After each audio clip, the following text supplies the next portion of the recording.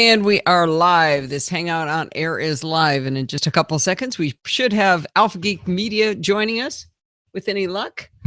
We are doing some new shenanigans with Alpha Geek Media. If you guys don't know about that, this is pretty cool. You can actually watch the NosillaCast on your Roku, on your television. How cool is that? And through all kinds of other ways. If you look up Alpha Geek Radio, Alpha Geek Media online, you'll be able to find a bunch of links to how to do it. So, Steve, are we live on Alpha Geek Media there? We are going live.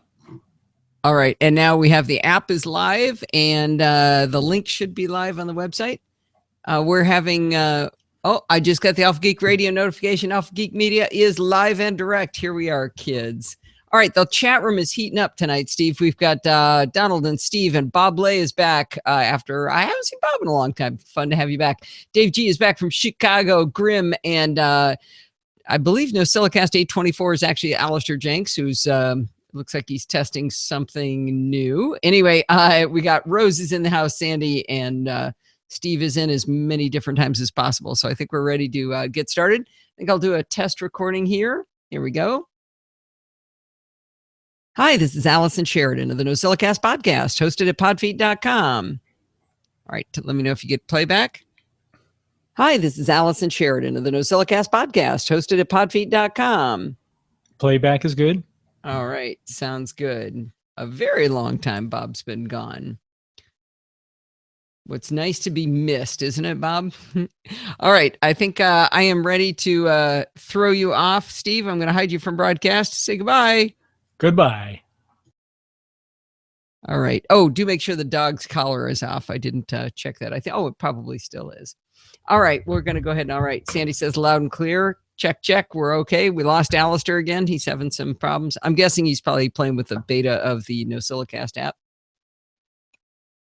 And I'm finally drinking a good Tanqueray and tonic. I normally allow myself one Tanqueray and tonic on Friday nights. Went to a bar and they tried to trick me and gave me a Tanqueray 10. And I don't like Tanqueray 10. I like regular Tanqueray. So I sent that one back. Then they sent me, they didn't have regular Tanqueray. So I decided to go with a, what's the other kind of gin that Shelley Brisbane turned me on to? Anyway, a different kind of gin.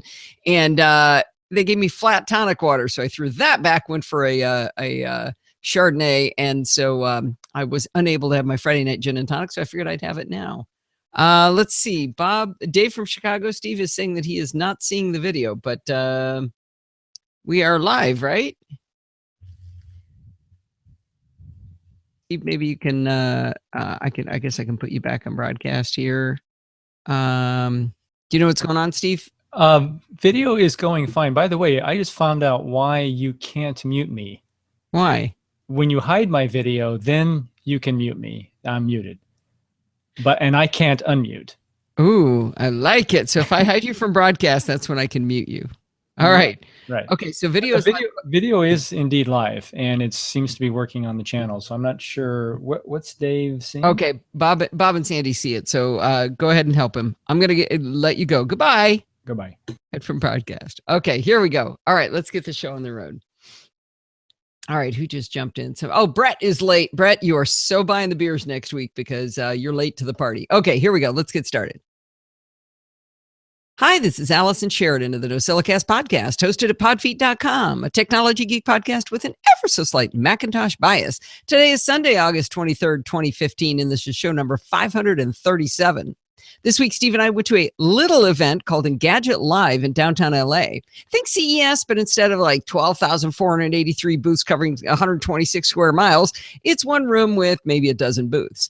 I applied for press entrance for us, and so we got to go in an hour before the general public, which turned out to be a really good thing because we got to have full access to the vendors before the crush of humanity came in. I cannot believe how packed it was when everybody was allowed in. It was nuts. We only did 4 interviews, but they were super fun. Instead of including the audio for these 3 into the podcast, I'm going to link to the video Steve created and let you watch, or of course you can always just listen from the links. I'm just going to let you do that offline if you're interested. Let me know if you like this better than the way we generally do it, where we include the audio in the show. I think some of these, the video is better than the audio, but I do know some people just like audio. So let me know, do you like it this way or would you rather it be embedded in the show? Well, first up, we interviewed Mark Citrakian, who started out at UCLA in what I think was a mechanical engineering degree program, but then he kind of slid sideways into designing monsters for Hollywood. And in his latest work, he has designed this super creepy art project he calls The Art of Robotics. They're mechanized robotic hands with creepy monster claws that slowly rotate a globe in space. You have to see it to appreciate how mesmerizing this is. Anyway, he also tried to convince me that there is an A in STEM. We'll see about that. Next, we got to play a virtual reality game that's still in its infancy. The game is called Eclipse from White Elk Studios. It's a first-person exploration game developed by the former God of War team. I love talking to Jonathan Hawkins because he did not mock either of us at all for not knowing how to use a PlayStation control while wearing an Oculus Rift headset.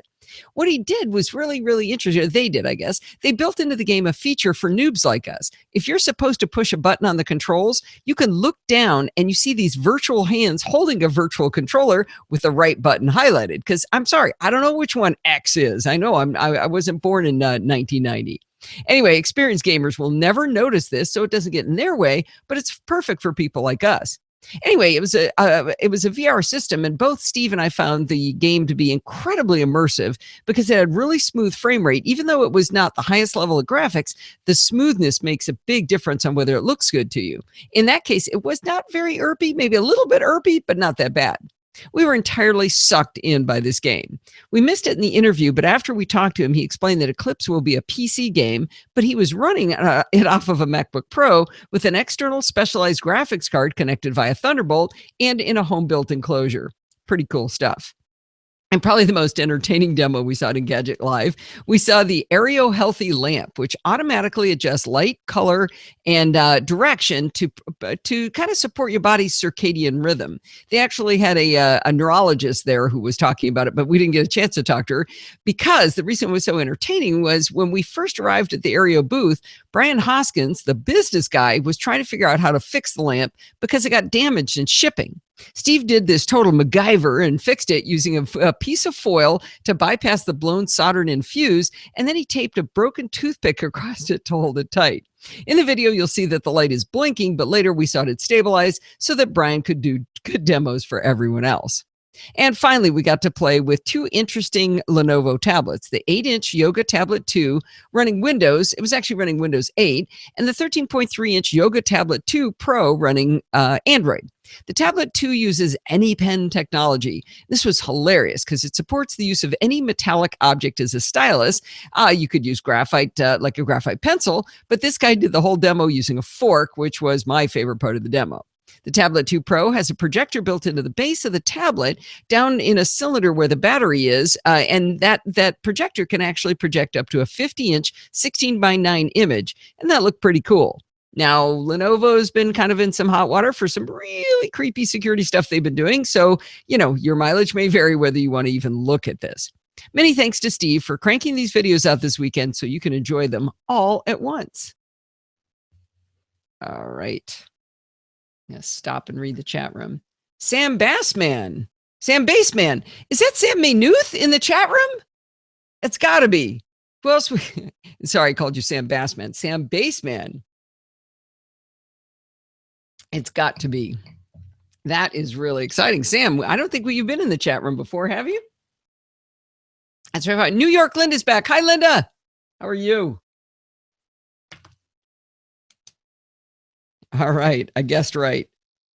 That's pretty good. We met Sam at Macworld one year, and Sam is my perfect explanation of what made Macworld so magical. The weird little meetings that you have. A bunch of us were at the Chieftain. We all knew each other. It was a bunch of Mac podcasters, and Sam just walks up and sits down. He goes, "Hey, I know you guys like from Twitter." We went, "Okay."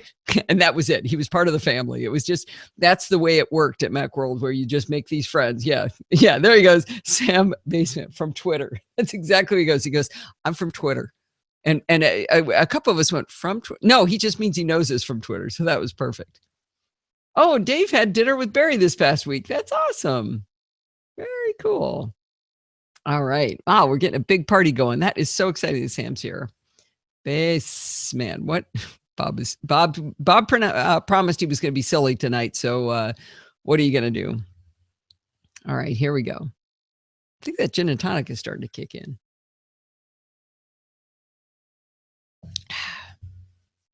All right. Dave Hamilton of the Mac Geek Gab is.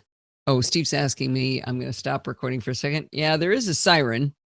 Can you guys hear that? Let me check and see if you can hear it. Only when I'm talking. Okay. Oh, nobody's told me to save. Okay, it stopped. Okay, thank you, dear. Oops, that's not what I want to start. Right there. Where's Ghibli's? Ghibli's isn't here tonight. Dave Hamilton of the Mac Geek Gab is a brilliant man, and you should always listen to his technical advice. Now, part of his life advice in general is to always question the experts, which means you should always question him. A while back, he gave me some advice on naming the two-band routers and routers that offer 5 gigahertz and 2.4 gigahertz bands. Also, okay, I don't like the way any of that came out. I stuttered that way too much. Try that again.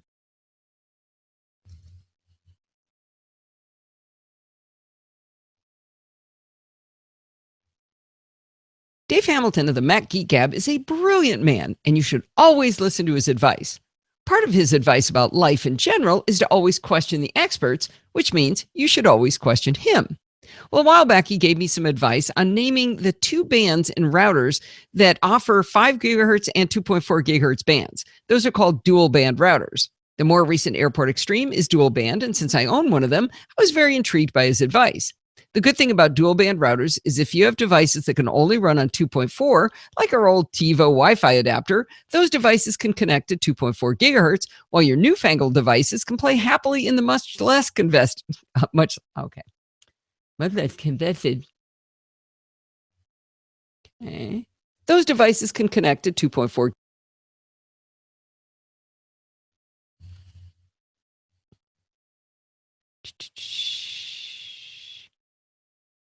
Those devices can connect at 2.4 gigahertz, while your newfangled devices can play happily in the much less congested space of 5 gigahertz.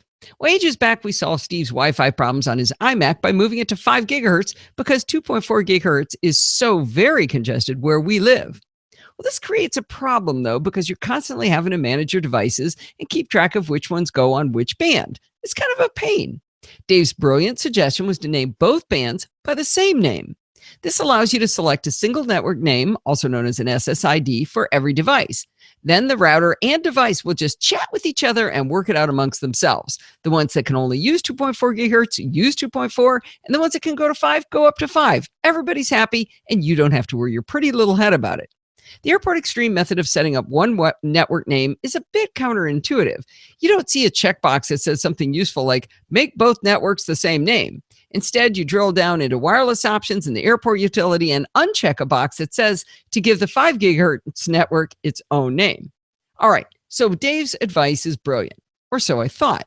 Let me tell you 3 stories before I explain the problem with following his advice. First, Steve and I bought a couple of Wemo switches a long time ago. They allow you to control power outlets from your phone.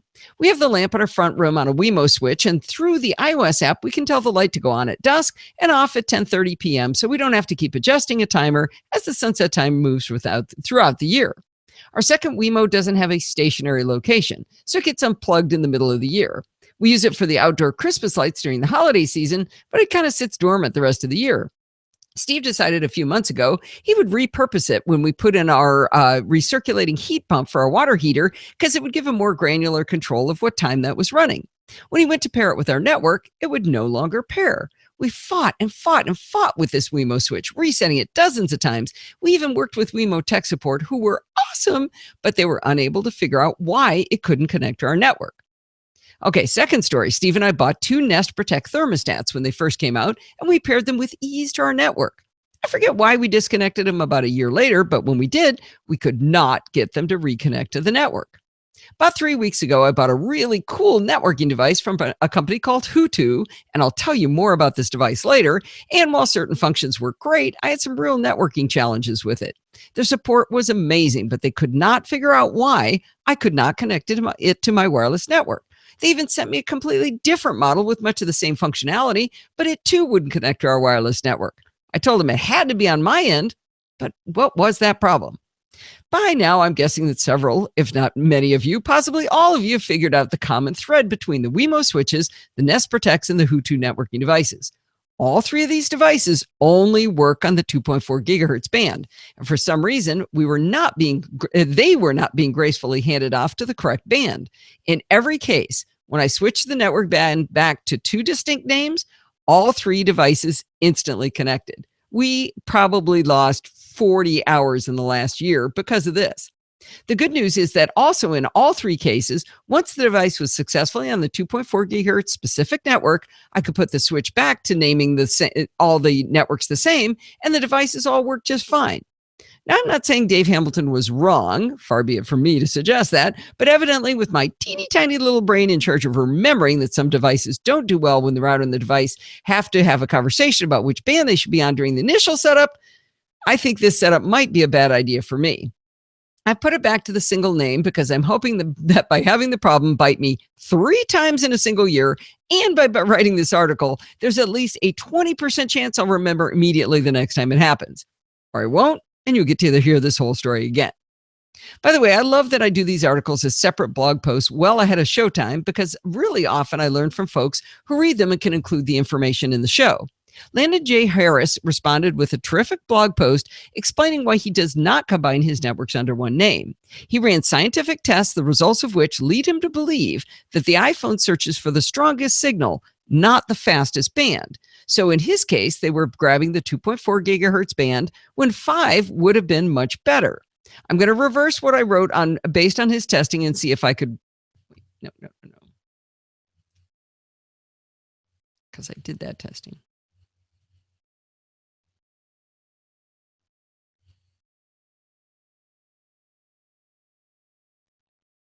What he found was that if they chose the 2.4 gigahertz band, since that was so congested, it was very slow. But if his iPhones had chosen the 5 gigahertz band, they would have gone much quicker. When he separated them and directed his iPhones directly at that 5 gigahertz band, he found that he got the full speed that he should have been getting from his internet service provider. Now, I tried to replicate these results and I was unable to do that. I found that my iPhone 6 got the same speed down, whether I was allowing my bands to be separately named and driving straight to 5 gigahertz, or if I had them with the same name and allowed the iPhone 6 to choose its own band. We've been chatting this afternoon, so I'm not quite sure why I'm seeing a little bit different result than what he saw. One thing I did notice, which is very, very interesting, is that no matter how I configured this, my iPhone 6 got the same download speed as my Max under both configurations, but it got about a third of the upload speed versus what my Max got. So I'm going to keep going on that, but I'd love it if you'd go over to landonjharris.com, and of course there's a link in the show notes, and read his post because it is brilliant, especially brilliant because he starts his blog post with, "You've got it, the problem to be solved." All right, what have I missed?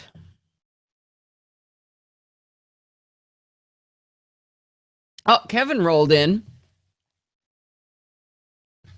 All right. Well, I saw Brett making some excuses why he shouldn't have to buy drinks, but it looks like and Tyson's late too. So Tyson and Brett, you guys, you guys gonna just split the cost of the drinks next week? Nice 5 gigahertz tip. Oh, and Todd Whitehead's here. Hey, Todd. If you guys haven't started chatting to Todd, he is the owner, proprietor, and giant, brilliant mind of Alpha Geek Media.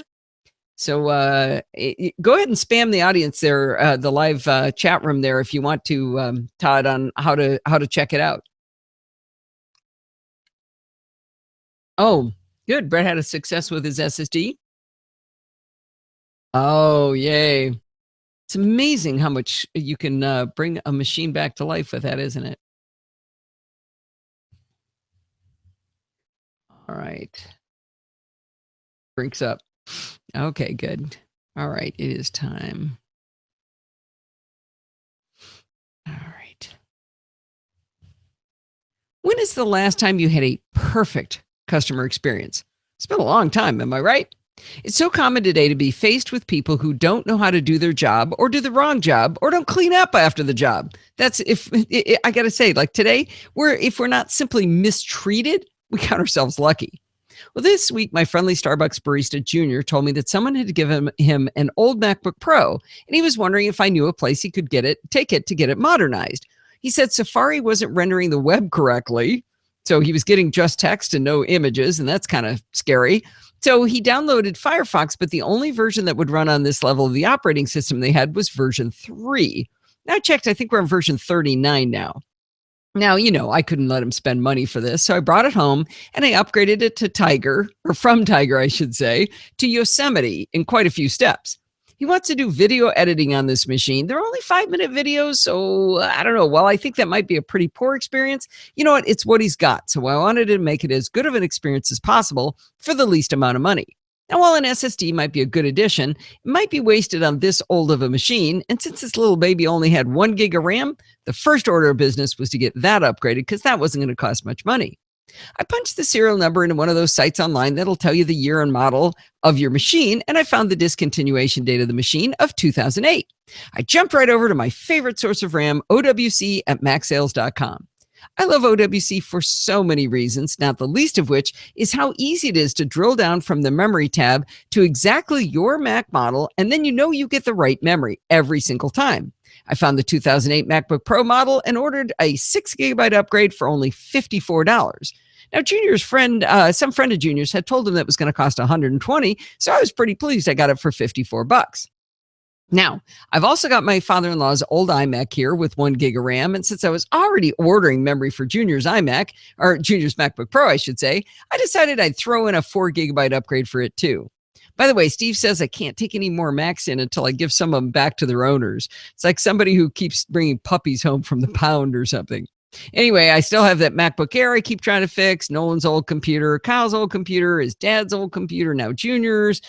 Well, and then my friend Melanie brought a computer. Anyway, I went for the free shipping option from OWC, and luckily there was no tax, and the memory arrived on Monday. I ripped open the 6 gigabyte package, opened the little easy door on the bottom of the MacBook Pro, and pulled out the RAM, and realized I'd ordered the wrong memory. If any of you are paying close attention to what I said, you'll notice that I grabbed the discontinuation date, not the release date of the Mac.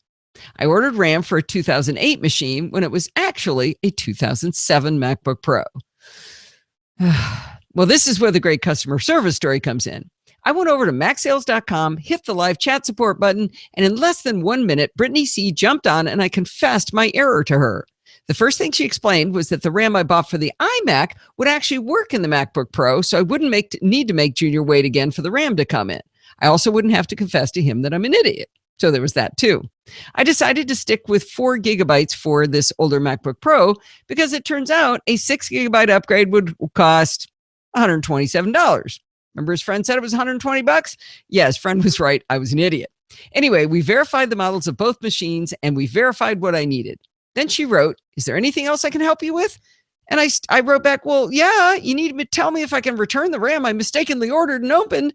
But right as I hit enter on our chat, I saw an email notification come in with the title RMA number from OWC. Seriously, before I could even ask her, she had completed everything on her end. So even though I was an idiot, I ordered the wrong product, I opened the wrong product, Brittany C. from OWC was efficient, trained, intelligent, polite, and gave me the perfect customer service experience. Love OWC. Yeah, unfortunately, I'm doing a second return. I mentioned my friend Melanie's MacBook. I think it's got a bad SSD in it. I'm not sure, but it looks like it might be. And they immediately went, "Yeah, okay, return it. It's less than a year old. Good." It's like Tombstone's the first date is birth, not the second one. Yeah, I'll probably not screw it up again.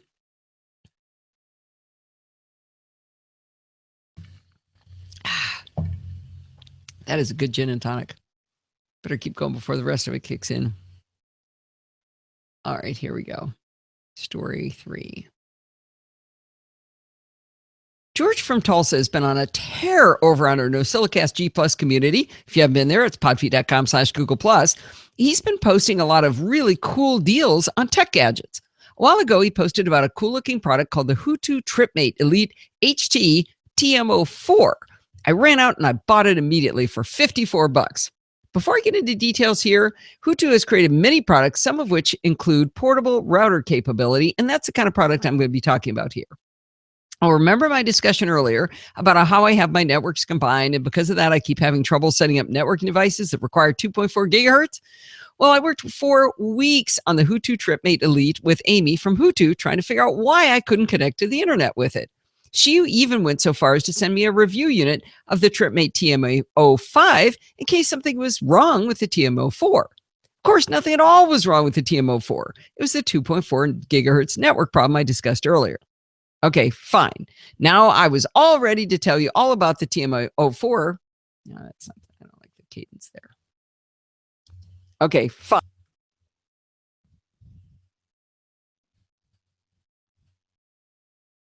Time? Oh, you betcha. Now, Steve and I just have some disagreements on how to make a gin and tonic. I like my lime kind of sunken like that. Steve likes his sitting on top so it hits him in the face. What do you guys think? Which way do you go on this issue? No, lime is not supposed to be on top, Steve. Nobody likes it but you.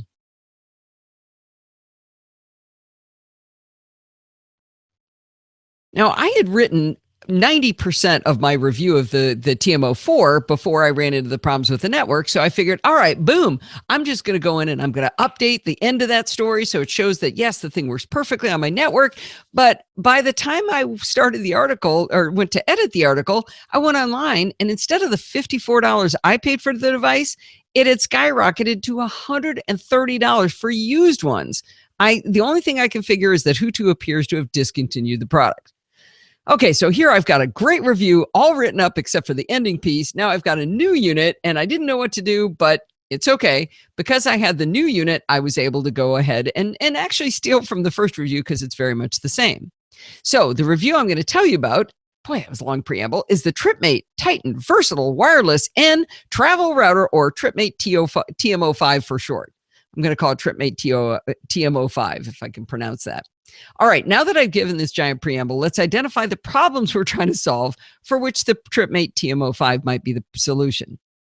All right, number one, you're at a hotel and your husband rushes into the room and calls dibs on the wired Ethernet in the room. For the rest of the trip, you're wandering the corners of the room trying to get a good enough Wi-Fi signal to send a single text tweet while he's over there laughing at cat videos on wired Ethernet. Another problem might be you have a lot of devices, and at any given time, at least one or two of them needs a battery charge.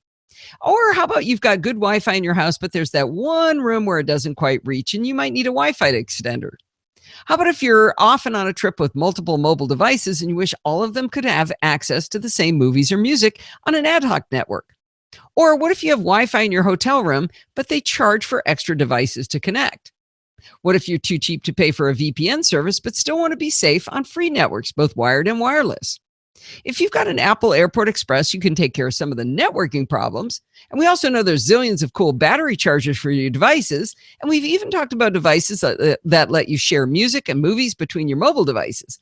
But what if you could do all of that in one compact device? That would be even cooler, right? All right, let's talk about the TripMate TMO5 and see if it meets those requirements. This device is it's around 1.5 by 1.5 by 4 inches long, and it weighs around a half a pound. It has a 100 megabit per second Ethernet port on one side, which allows you to create a wireless network from a wired connection. It has a micro USB port to charge its internal battery and a 2.1 amp USB port to charge your devices, even the power-hungry iPad Airs. This same USB port will support USB devices, including 4-port USB hubs, which will allow you to share files across the TripMate's wireless network. Now, I'm a big fan of blinky lights to give me information, and the TripMate TMO5 does not disappoint. It has an obvious power button that is a recessed dent on the top, so it's easy to find.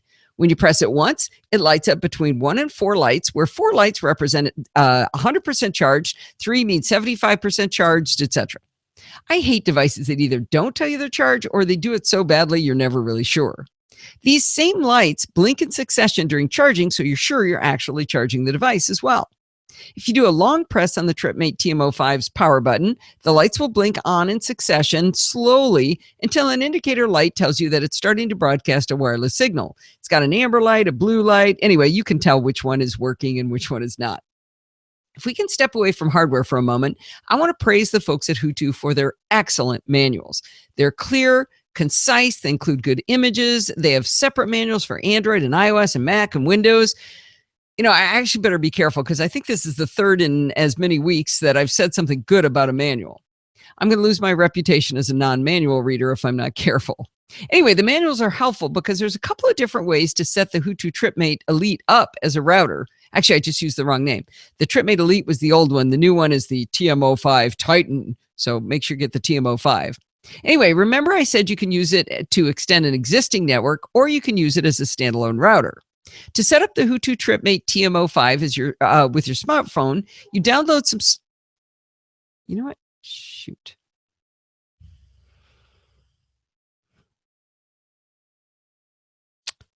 Okay, I screwed up, guys. I left a sentence in that's about the previous. This is in the blog post. I left some stuff in that was about the previous one.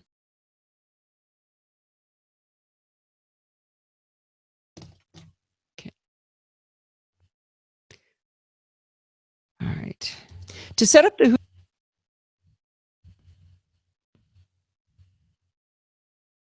All right.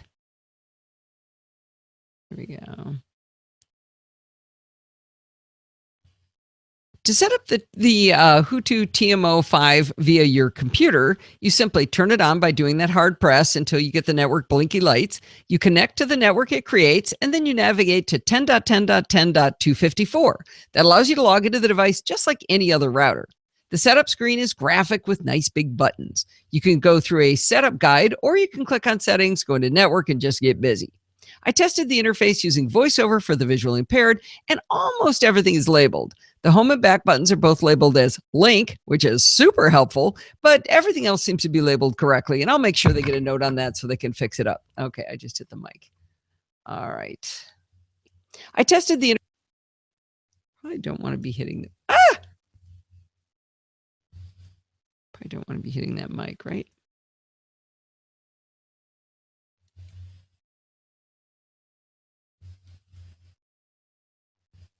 I tested the That's what I'm bringing.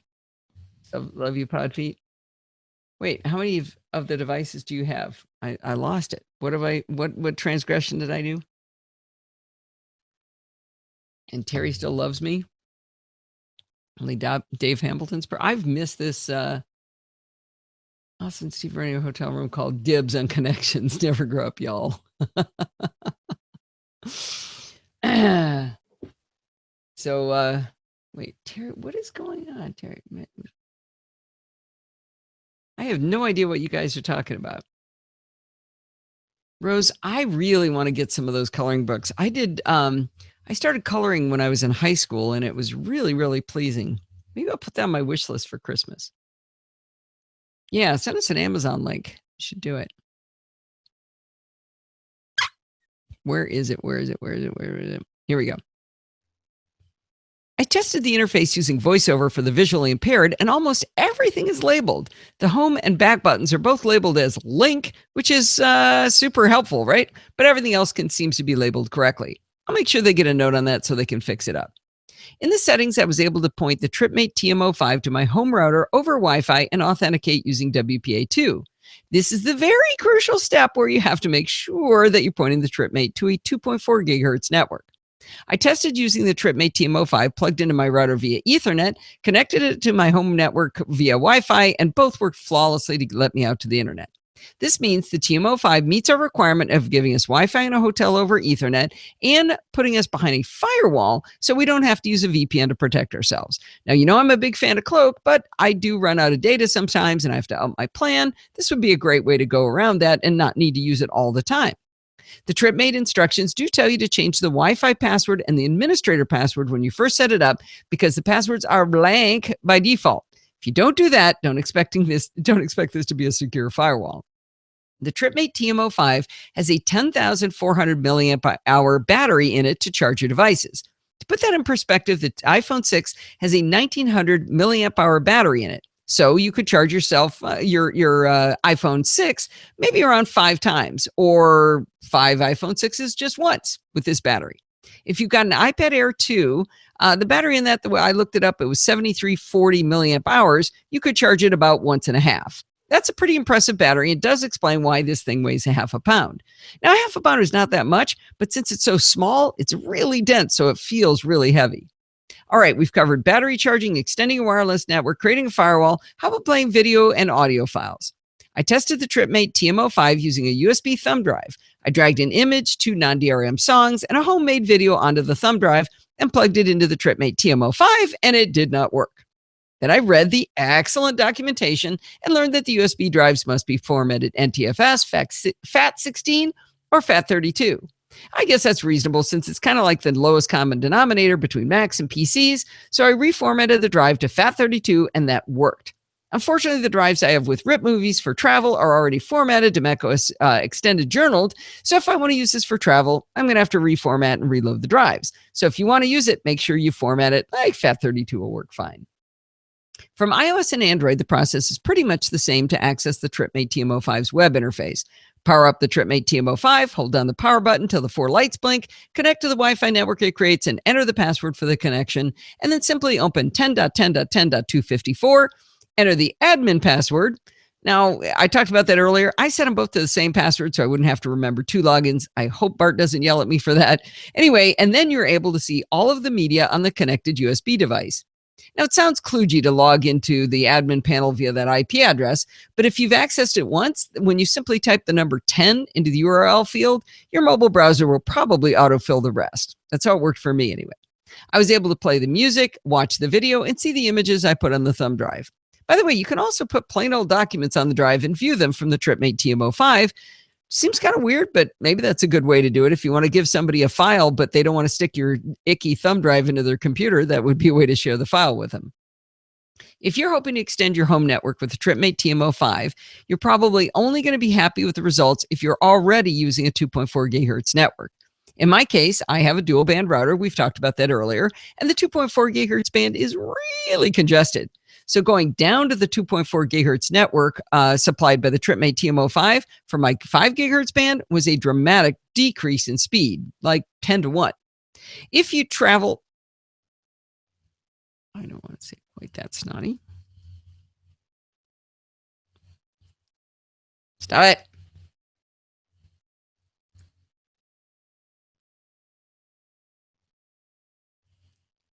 So again, if you're already on 2.4 gigahertz, it wouldn't be a bad thing. But if you're on 5 and you've gotten out of the congestion space, it probably wouldn't be a great experience. If you travel often and would like to watch movies on the hotel TV, the Hutu TripMate TM05 might have one more trick up its sleeve for you. Armed with an inexpensive Chromecast, you can connect the Chromecast to the wireless network created by the TripMate TM05 and broadcast video from an external drive up to the big screen in your hotel room. Unfortunately, in our personal experience, a lot of hotels have the input for HDMI disabled, so you can plug it in, but you can't get to the input using the remote. I think it's personally just really mean of them.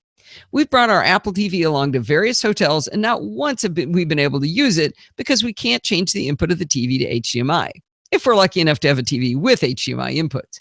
Maybe you'll get lucky, though, or you travel to hotels that aren't so mean. It's a small price to pay to throw the tiny little Chromecast and its power supply into your bag just in case it could work for you, but don't count on it. No problem with Hutu, it's just that the hotels are mean. I found a lot to like about the Hutu Titan TripMate TM05 for $60, and I will definitely be taking it on travel with me.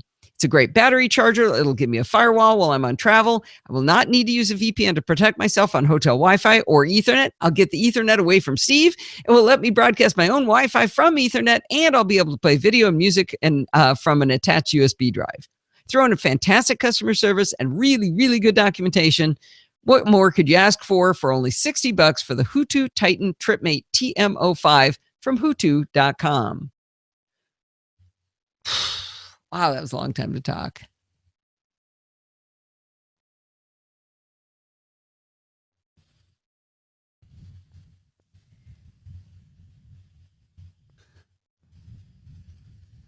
All right, Steve just told me that Kevin's going to do a review of the coloring books for us. Oh, Steve, get that link for me. I need that. I would love to do some coloring. Like I said, I used to do coloring when I was in high school. I did it with my uncle. We'd lay on the floor, my Uncle John, and I would lay on the floor and color. I remember it was so much fun. He was cool.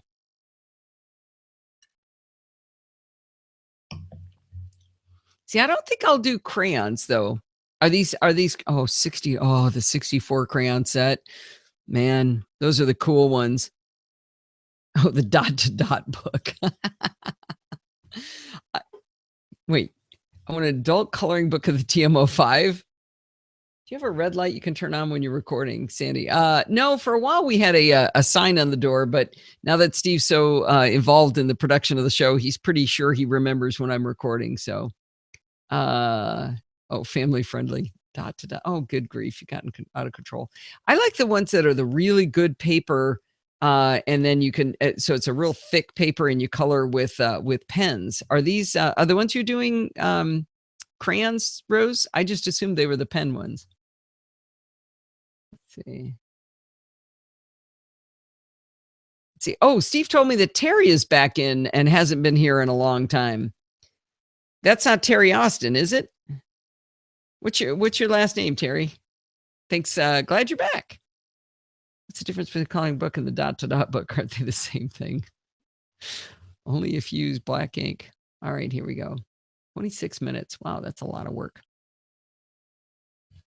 I'm working on my network settings, playing around with switching my Airport Extreme to go from a combined to separate band network. It occurred to me that my friend Diane might be able to isolate a problem in her network if she knew she could separate her networks. I whipped open Clarify, whipped through the settings of the airport utility, and I hit Command-Shift-2 on each window as I went through the necessary screens, which, okay, I keep saying weird words like screens. Where'd I get that? I don't say that normally. Try that again. I'm working on my network settings and playing around with switching my Airport Extreme to go from a combined to separate band network. It occurred to me that my friend Diane might be able to isolate a problem in her network if she knew she could separate her bands. I whipped open Clarify, flipped through the settings in the airport utility, and I hit Command-Shift-2 on each window and then a spacebar to grab each necessary screen, and that automatically plopped screenshots into an open Clarify document. After that, it was only a matter of dropping in some arrows and boxes to highlight what she needed to click, and then adding some text to go with each step to explain why she would want to choose these options. Boom, full-on tutorial for her to test at her leisure. Guaranteed to minimize the amount of time I'm going to have to invest explaining the steps for her. I haven't posted it yet, but I'll definitely hit the little share to WordPress button, so if anyone else is wondering how to do it, they might find it under tutorials at podfeet.com. If you help other people on Mac or Windows or both, get yourself a free 14-day trial of Clarify from clarify-it.com. And when you're ready to buy, because you know you're gonna, be sure to tell them that Allison sent you. It is Terry Austin. Hi, Terry. Any of you guys have ever gotten an email from me and you see a little drawing of Podfeet and the word Allison next to it? That was drawn by the famous Terry Austin. Terry, how come you've never been on my show? Have I forgotten to ever ask you? We should do something. Just occurred to me. Burnt Sienna. How come Burnt Sienna was never as good as the other crayons? It was always kind of gritty. Do you remember that? All right, Kevin, take yours off. Okay, I think you're safe. Okay, Steve, get ready for symbols check. Check, check, check. Oh, pencils. Oh, yeah. Pencils better than pens. I would do the pencils. I like the pens, but I think pencils might be more satisfying. Never been at. Yeah, why is that? Because we could talk about the cool stuff you do in education, couldn't we? Wouldn't that be fun? What do you guys think? Terry's pretty fun.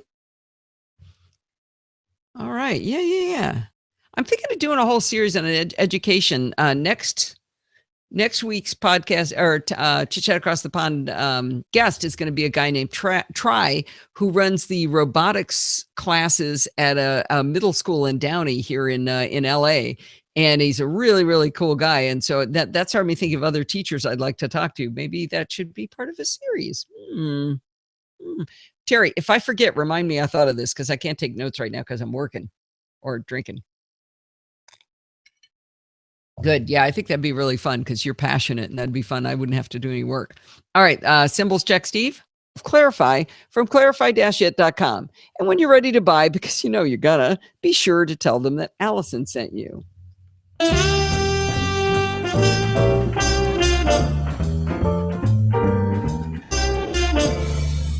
Well, it's that time of the week again. It's time for Chit Chat Across the Pond. And Bart Busschots is back here with giant buckets of security light for us, huh? Yeah. Symbols good. We have a good symbols check. All right. I'll let you guys have a couple minutes of this while I will entertain the I audience. joked last time, 50 whole stories is a terrible week. Yeah, I got 62 this week. So that's what I get.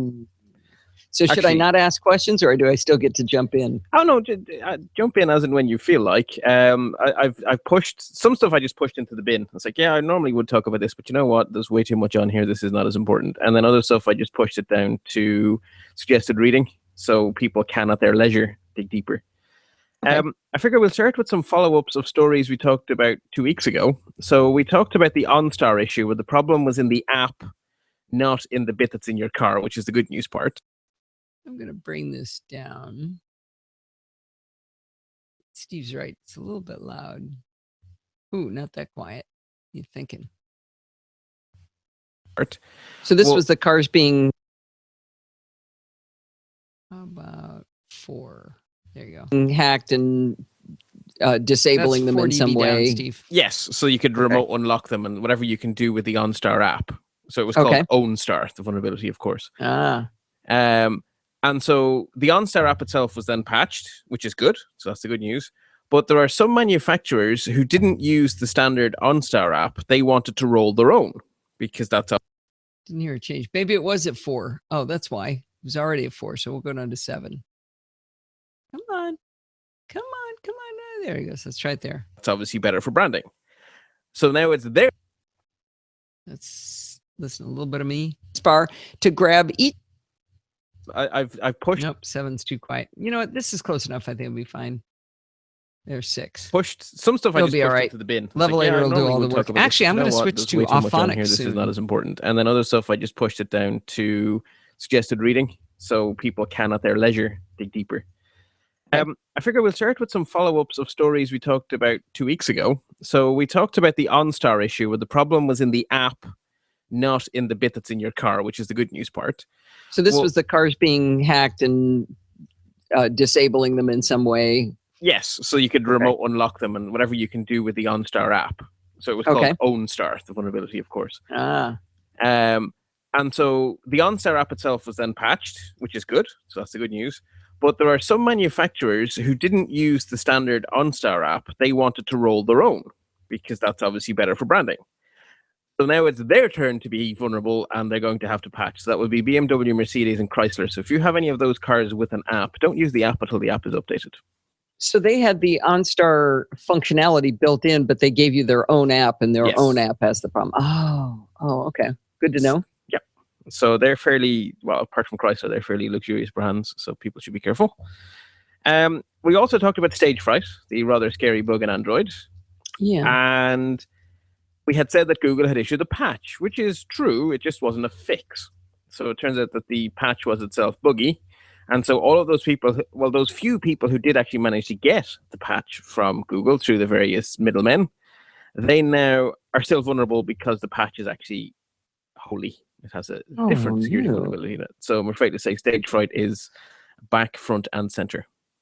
Now, I read people were actually, no, I wasn't reading. Leo, who is not necessarily the most preeminent voice of security, he said that there was a tool you could use to check to see if your phone was vulnerable to it, and his was reporting that he was not. But that was like a week and a half ago. Yeah, and then the tool got an update when the news came out of the extra vulnerability, and so he ran the same tool again on Security Now, and now he's vulnerable again. Okay. Well, good. I mean, no, not good that he's vulnerable. No, but good that I now understand. Okay. And that he was representing that correctly. Good. He was. Something else to mention, actually. I think it was Alistair, or it may have been Donald Burr. It was one of our two Southern Hemisphere types. And I count Donald as Southern Hemisphere because of the Japan thing, even though he's not. Anyway, never mind. It was one of those two gentlemen posted a comment to say that there is address space layout randomization on recent versions of Android, so that protects people from this vulnerability, which is true-ish. So it is true that there is ASLR, But ASLR is just an extra hurdle, so it makes it a little bit harder for people to exploit it, but it doesn't mean that it can't be. So ASLR is not an end of the problem, it just makes it a little bit harder to attack some phones. And that randomization of the address space, that's in later versions of Android? In more recent versions of Android.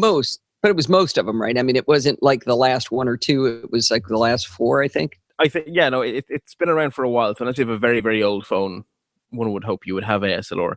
And ASLR, I think Steve Gibson said it cuts if you just don't update the attack code, you have a 1 in 256 chance of getting through. And so if you're a little bit clever about it, you might be able to push those odds up again. So if there's millions of phones, you do the attack a few thousand times, you only get 1 in 256. You still got a lot of people. Yeah. Anyway, that Steve Gibson addressed the question, so I thought we should mention it since it was asked. So that brings us up to the fresher news. So important security updates. Lots of people patched stuff, right? So it was Patch Tuesday, which means we have updates to Flash and to Windows. You should definitely install both of those. The Windows one, ironically, was about a problem with USB sticks spreading malware. It's another thing we were talking about, or half seriously. I think we got into... All right. I am going to wind us to the end here. Hour and 24 minutes. Good job. Good job. That's what we're doing. Jamal says, I know where that photo was taken. Yeah. So I don't know.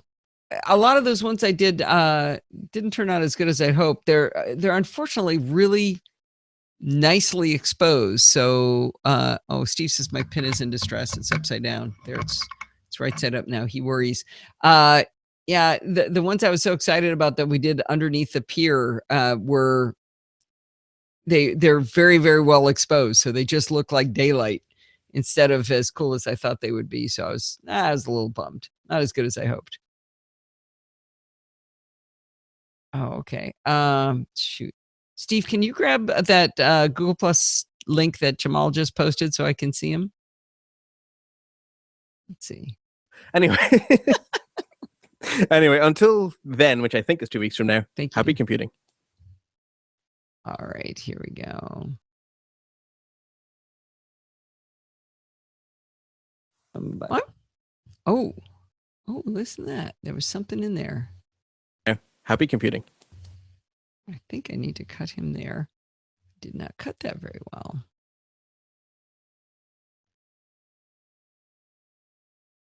I'm looking forward to this new series. This is going to be fun, but I'm also having a lot of fun with XK Pass WD.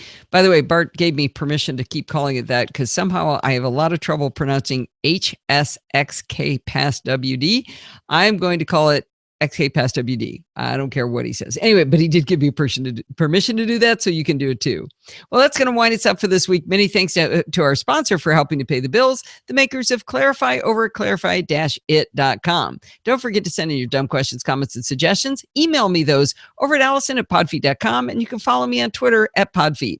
Do go over to the NosillaCast Google Plus community. Like I said, just following George and his deals is amazing. Costs a lot of money to follow George, but it's really, really cool in there.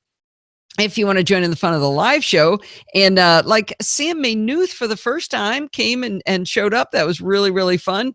And Terry was back after a long time. Bob Lay was back after a long time. People come in and out. It's always a party, though. It's such a fun group. So head on over to podfeet.com/live at Sunday nights at 5 p.m. Pacific time and join the friendly and enthusiastic Nosilla Castaways. Thanks for listening and stay subscribed. I feel like I'm mispronouncing things. This is weird. So head on over to podfeet.com/live at Sunday nights at 5 p.m. Pacific. Okay. I said at 5 p.m. So head on over. That might be it, Steve. Who knows?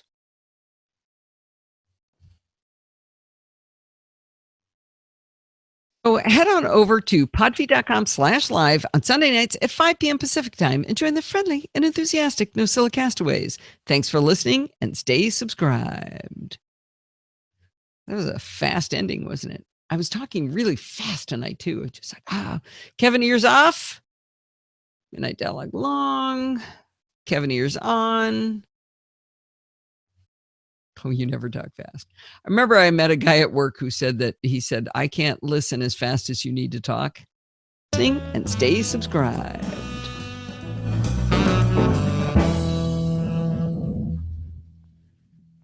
Linda, you make me smile.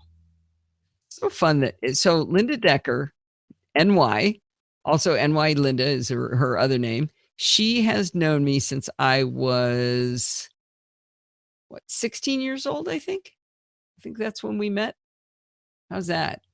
And I am 57 minus 16. What is that? 41 years? Is that right? I'm bad at math. So I'm bad at arithmetic, I should say. So somebody explain that to me. That's the wrong one. That's not the right one, is it? Gin taking control. I know, but I didn't have a gin and tonic all weekend. Show number 537.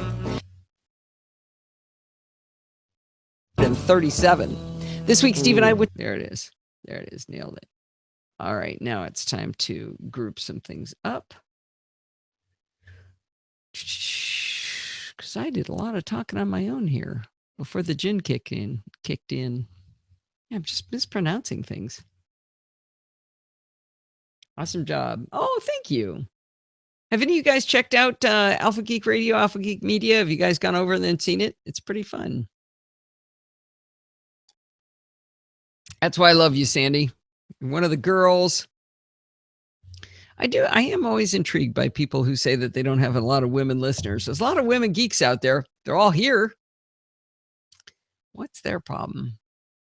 15? It was I thought I was a sophomore and you were a junior when you moved. What year did you move to California, Linda?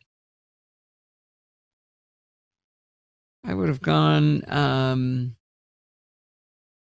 So I got here in 76. No, 72. Oh, you are sending some for his son. Oh, good. Thank you, Terry. I don't know if we're going to get to see him again. I hope we won't. He's sort of in trouble with the authorities. He did something naughty. This is my housekeeper's son we're talking about on the live show. And he's not allowed to go to school right now, and I'm trying to help his mom get him back into school. So if he can't get back into school, she's going to have to homeschool him, which is going to be kind of a mess. So anyway, we will see. Let's see. Love me some gin and tonic also helps prevent malaria. That's good stuff. All right. Well, I am exporting the song. It is 5:57. It is time to cut us off. I thank you so much for everybody coming. Bob and Kevin and Brett and Kevin and Bob and Jamal and Dave and Grim and Alistair, Linda, Rose, Sandy, Terry, Todd, Whitehead, and Tyson. Tyson, I didn't get to talk to you very much. We don't talk as much because we're not on Fitbit together. Anyway, we got to figure out a way to fix that. All right. Love you guys all. Bye-bye. Goodbye. And I'm going to cut off the audio people first. Goodbye, audio people. Did it stop? I think it stopped. All right, Steve, I'm going to stop the broadcast now. Goodbye.